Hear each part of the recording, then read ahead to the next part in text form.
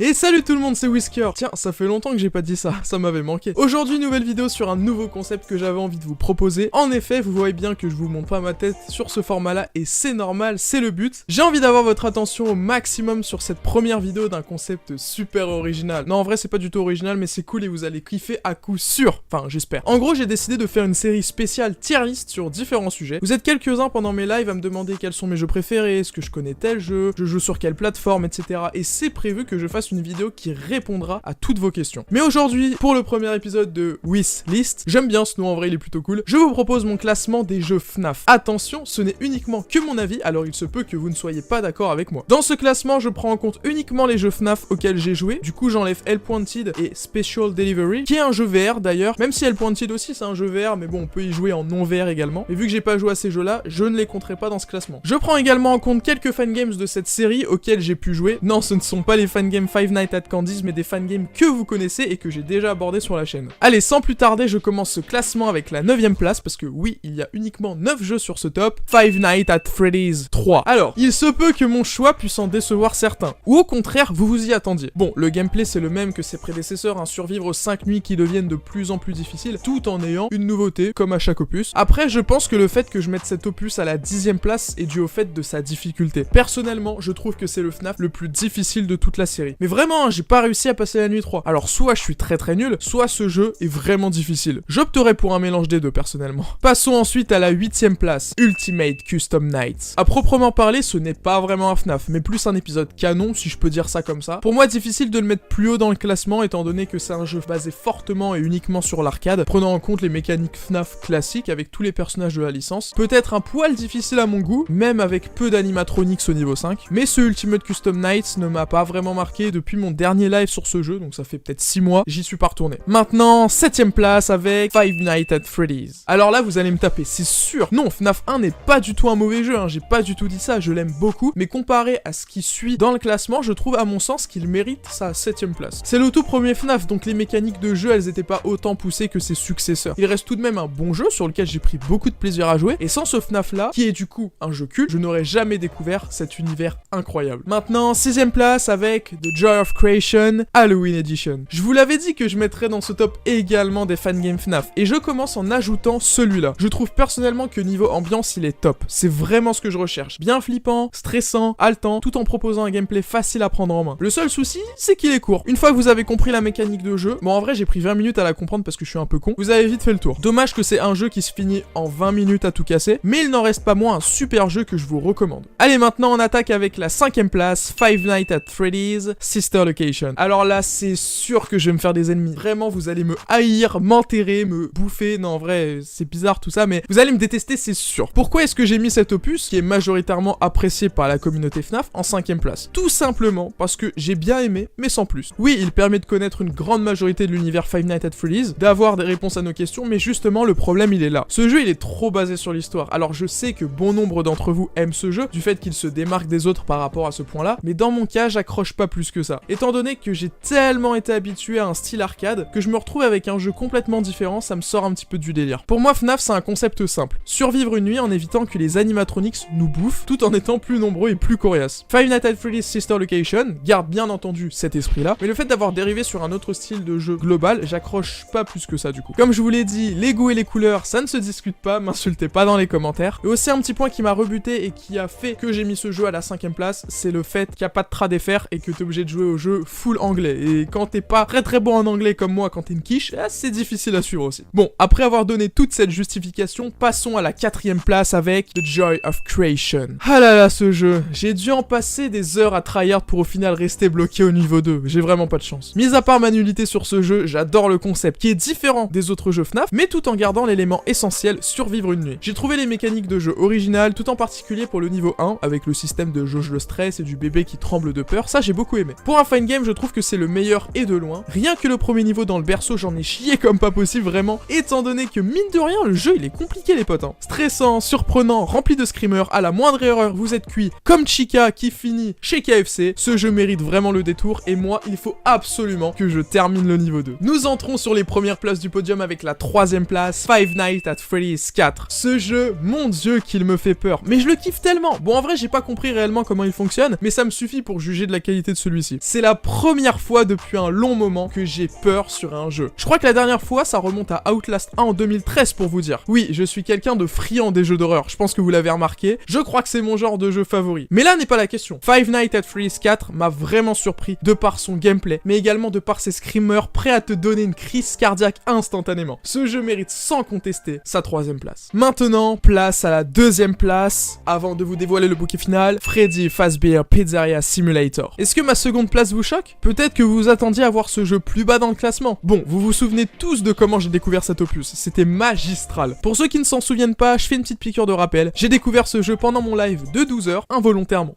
Il a remplacé un jeu prévu au programme, on va dire. Quand bien même, j'ai bien fait de le découvrir parce que je ne m'y attendais vraiment pas. Pour un jeu gratuit qui soit d'une si grande qualité. Le gameplay, il est génial. Les nuits sont difficiles mais divertissantes à jouer. L'ambiance est fun tout en étant pesante. En bref, ce jeu, c'est une pépite. Je le recommande à tout le monde, même s'il n'est pas autant énorme que celui que je vais vous présenter juste après. Et maintenant, place à la première place, mais je pense que vous savez très bien de quel jeu il s'agit. Five Nights at Freddy's 2. Vous l'avez deviné par déduction des précédents opus présentés, ou tout simplement parce que je vous ai répété maintes et maintes fois qu'il s'agit de mon jeu FNAF préféré. Five Nights at Freddy's 2 est pour moi le meilleur opus de cette série. Pas besoin d'en dire plus. Vous savez que j'ai séché le jeu comme pas possible. Le gameplay est pour moi le meilleur de toute la série. Un seul truc me fait juste rager. Balloon Boy, je te déteste frérot. Laisse-moi finir la nuit 5, chacal. Et voilà pour ce premier épisode de ma tier list FNAF. Dites-moi ce que vous en avez pensé dans les commentaires en espérant ne pas me faire incendier. Et dites-moi également dans les commentaires à quelle place vous auriez mis les jeux que je vous ai présentés durant cette tier list. Je trouve ça cool de vous proposer ce nouveau format et la prochaine vidéo wishlist, comme je l'appelle du coup, arrive très prochainement. En attendant, portez-vous bien et ciao.